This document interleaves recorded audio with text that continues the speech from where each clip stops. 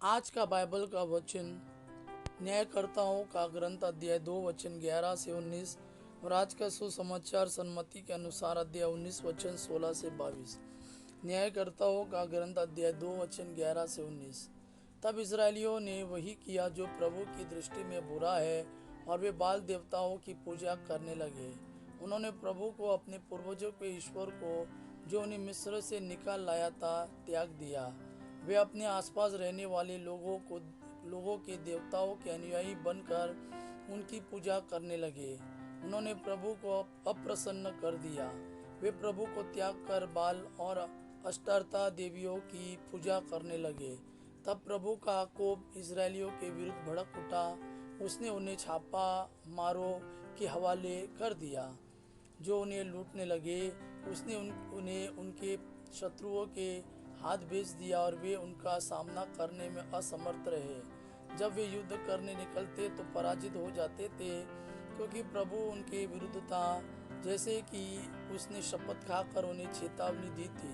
जब इजरायलियों की दुर्गति बहुत अधिक बढ़ जाती थी तो प्रभु न्यायकर्ताओं को नियुक्त किया करता था जो उन्हें लूटने वालों के हाथ से बचाया करते थे। किंतु वे न्यायकर्ताओं की बात नहीं मानते और पथभ्रष्ट होकर पराये देवताओं की पूजा और उपासना करते थे। वे प्रभु की आज्ञा पर चलने वाले अपने पूर्वजों का मार्ग शीघ्र ही छोड़ देते थे। वे अपने पूर्वजों का अनुकरण नहीं करते थे। जब प्रभु उनके लिए कोई न्यायकर्ता नियुक्त करता था तो प्रभु उसका साथ देता, और जब तक न्यायकर्ता जीता रहता था तब तक प्रभु इजरायलियों को उनके शत्रुओं के हाथ से बचाया करता था। क्योंकि जब वे अपने अत्याचारियों के दुर्व्यवहार से पीड़ित होकर कराते थे तो प्रभु को उन पर तरस आता था, परंतु जब वह न्यायकर्ता मर जाता था तो वे शीघ्र ही अपने पूर्वजों से भी अधिक घोर पाप करते थे। वे पराये देवताओं के अनुयायी बनकर उनकी पूजा और उपासना करते थे। उन्होंने अपनी पुरानी आदतें और हठीला व्यवहार कभी नहीं छोड़ा। आज का सुसमाचार सन्मति के अनुसार अध्याय 19 वचन 16 से 22। एक व्यक्ति ईसा के पास आकर बोला, गुरुवर, अनंत जीवन प्राप्त करने के लिए मैं कौन सा भला कार्य करूं?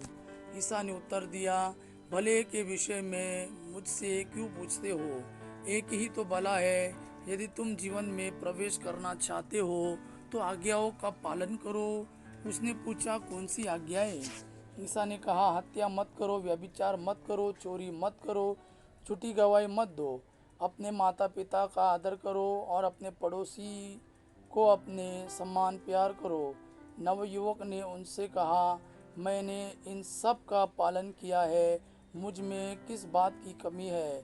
ईसा ने उसे उत्तर दिया, यदि तुम पूर्ण होना चाहते हो तो जाओ, अपनी सारी संपत्ति बेचकर गरीबों को दे दो और स्वर्ग में तुम्हारे लिए पूंजी रखी होगी, तब आकर मेरा अनुसरण करो।